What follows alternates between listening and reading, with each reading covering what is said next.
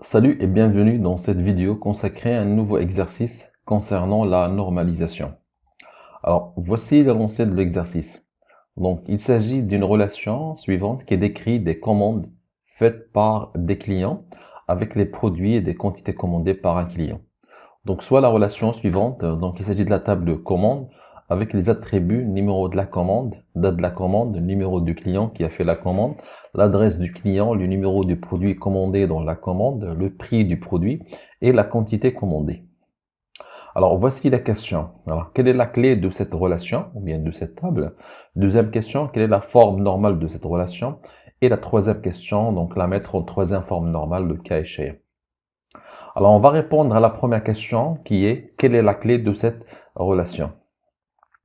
Alors, pour répondre à la question quelle est la clé de cette relation, bien sûr, on va faire appel aux dépendances fonctionnelles. C'est grâce aux dépendances fonctionnelles qu'on va identifier la clé de cette table. Alors, voici la liste des dépendances fonctionnelles. Donc, on a le numéro de la commande détermine la date de la commande, c'est-à-dire pour un seul numéro de la commande, il y a une seule date de la commande. Le numéro de la commande détermine le numéro du client. Ça veut dire il y a un seul client pour une seule commande.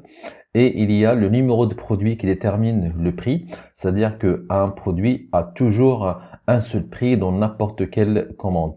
Donc on suppose ici que le prix du produit ne change pas. Sinon, le numéro de produit ne détermine pas le prix. Donc ici, je viens de dire qu'on suppose que pour un seul produit, il y a toujours un seul prix.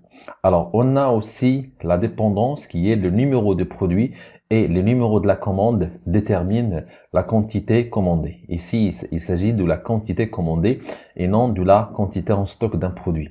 Donc ici, le numéro de produit et le numéro de la commande, c'est-à-dire un produit dans une commande, il a toujours une seule quantité commandée.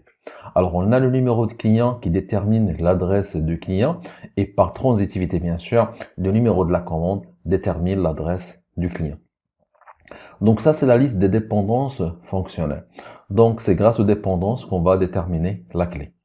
Alors, quelle est la clé ici? Donc, d'abord, on va faire un rappel de la définition de la clé. Donc, une clé est un attribut, c'est-à-dire un champ ou une colonne, ou un ensemble d'attributs qui déterminent les autres attributs de la relation, bien, de la table.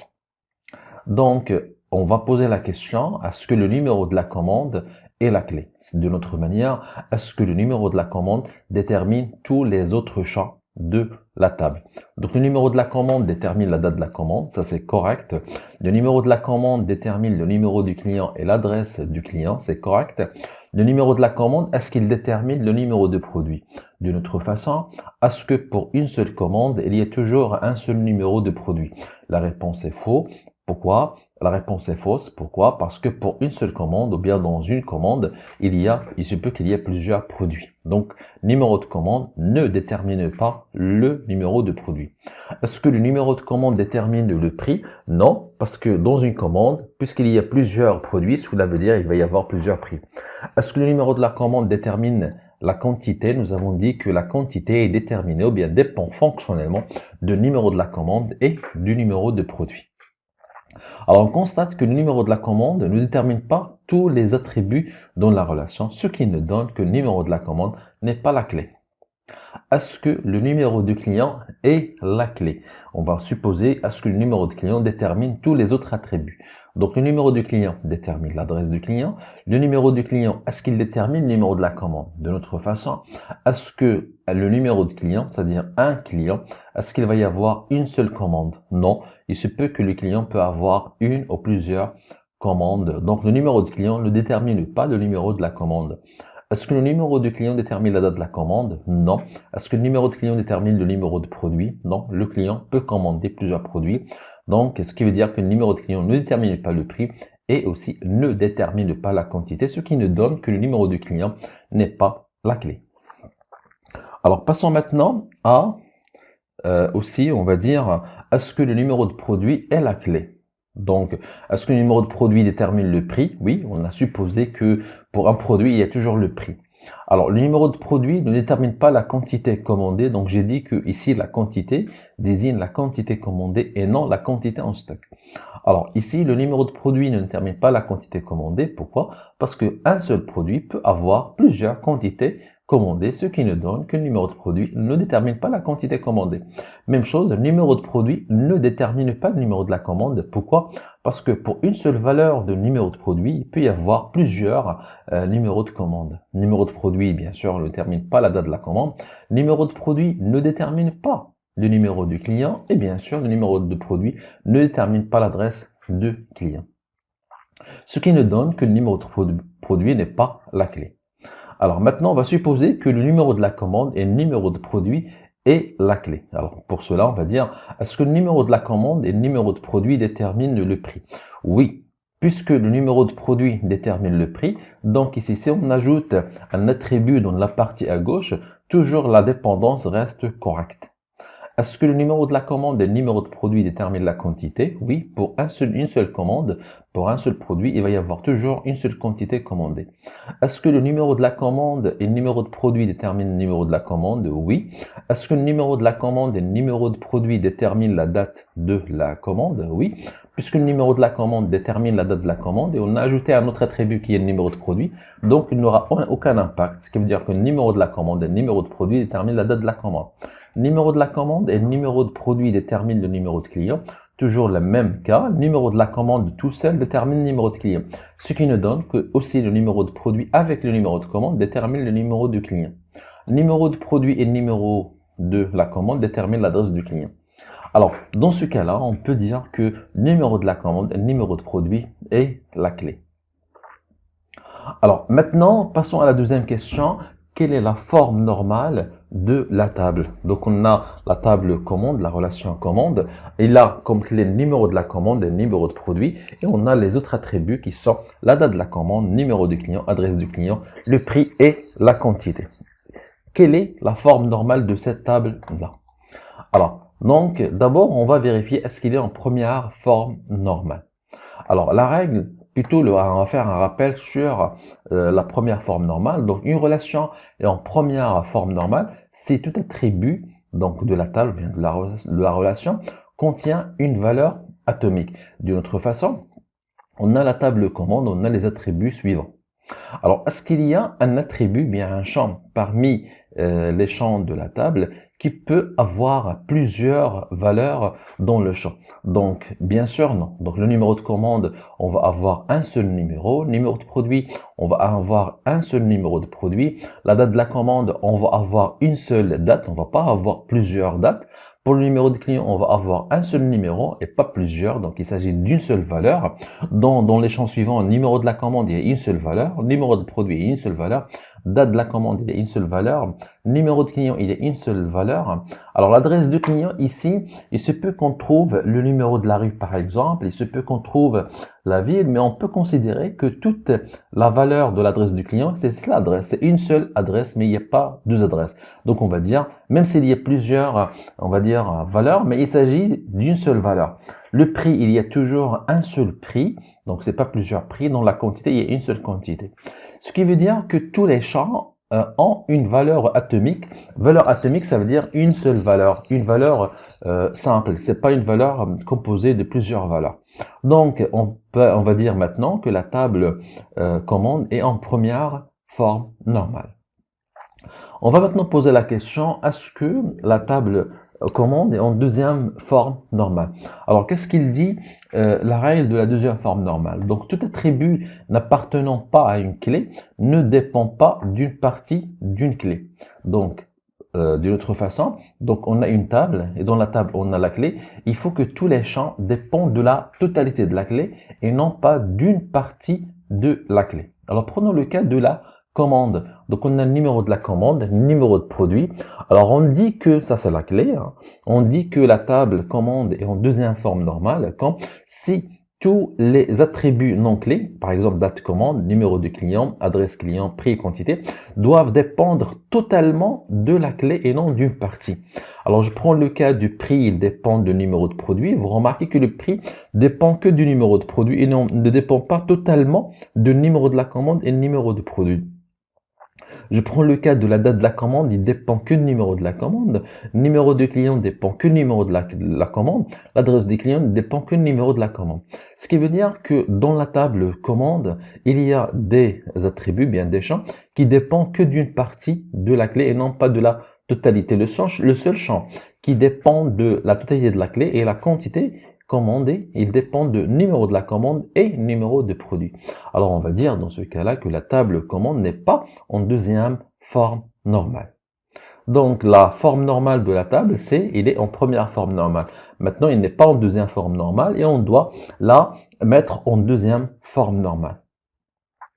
Alors le passage en deuxième forme normale, voici la règle de décomposition.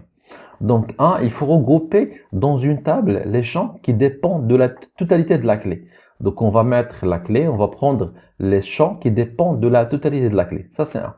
Deux, regrouper dans une autre table. Donc, on va mettre une autre table et on va mettre les champs qui dépendent que d'une partie de la clé. Et faire de cette partie de la clé, de cette nouvelle table. C'est-à-dire la partie donc la partie de la nouvelle table va être la clé de la nouvelle table. Donc, prenons l'exemple suivant. Donc, commande, numéro de la commande, numéro de produit, c'est la clé. Et on a les propriétés de la commande, numéro de client, adresse client, prix, quantité. Alors, la règle de décomposition dit que il faut mettre les champs qui dépendent de la totalité de la clé. Donc, on a la quantité. Dans ce cas-là, on va avoir une table, je l'appelle commande 1. On va avoir numéro de la commande, numéro de produit. Il détermine la quantité.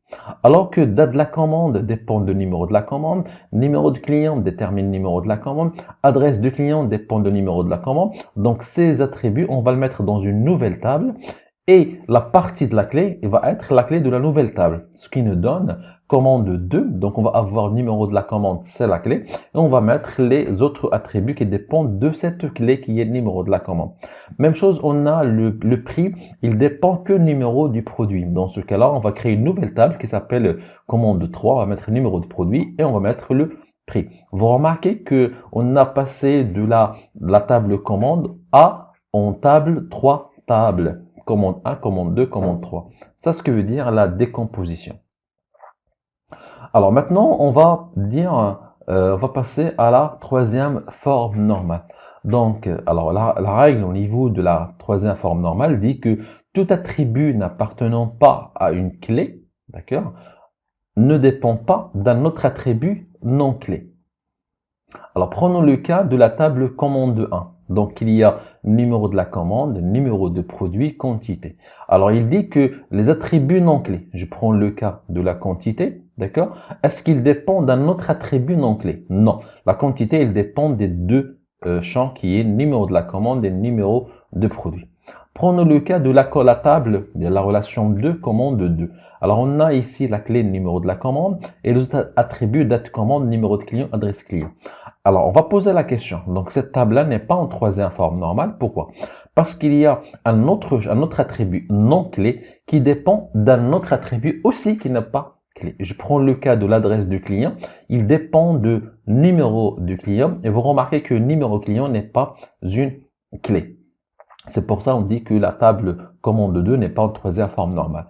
La commande 3, elle est en troisième forme normale parce que le prix dépend directement du numéro de produit. Alors, dans ce cas-là, on va prendre la table commande 2, d'accord, et on va le mettre en troisième forme normale. Alors, voici la règle de la troisième forme normale. Il dit que il faut conserver dans la table les champs dépendant directement de la clé. Ça, c'est 1.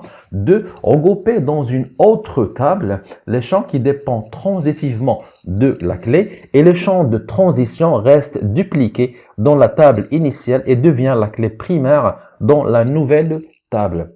Alors, dans ce cas-là, on va prendre notre table comme vous la voyez, d'accord? Numéro de la commande, date commande, numéro de client, adresse client. Nous avons dit que cette table-là n'est pas en troisième forme normale. Pourquoi? Parce que l'adresse du client dépend du numéro du client. Alors la règle, qu'est-ce qu'il dit? Il dit donc, il faut regrouper dans une autre table les champs qui dépendent transitivement de la clé. Donc ici, je prends le cas dans la table commande 22 ici. Alors, je prends le cas de l'adresse, il dépend du numéro de client. Donc, je vais mettre les attributs qui dépendent juste du numéro de client. Ça, c'est un. Et deux, il faut regrouper dans une autre table. Donc, ça, c'est un, regrouper dans une autre table les champs dépendant transitivement de la clé. Ça, c'est la partie de la règle. Le champ de transition, donc, reste dupliqué dans la table initiale. Donc, la table initiale, c'est commande 1. On va garder le numéro de la commande. On va garder date de la commande parce qu'il dépend du numéro de la commande. Numéro du client qui détermine l'adresse client, donc reste dupliqué dans la table commande 1 et il est clé dans la table, ici, vous remarquez dans la table commande 22, numéro client qui détermine la table commande 22 qui a pour clé le numéro de client et l'adresse du client qui dépend du numéro du client. Donc, vous remarquez qu'on vient de décomposer la table commande 2 en deux aussi, en deux autres tables, commande 21 et commande 22.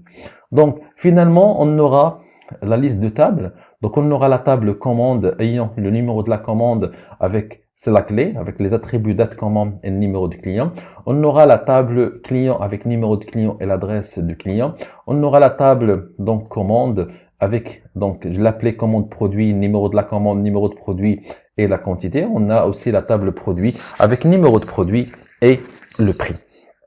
Voici notre base de données. Vous remarquez qu'on a décomposé la table commande initiale en 4 tables grâce à la normalisation. Voilà concernant cette vidéo, concernant la normalisation. J'espère que vous avez compris la normalisation et je vous dis à très bientôt.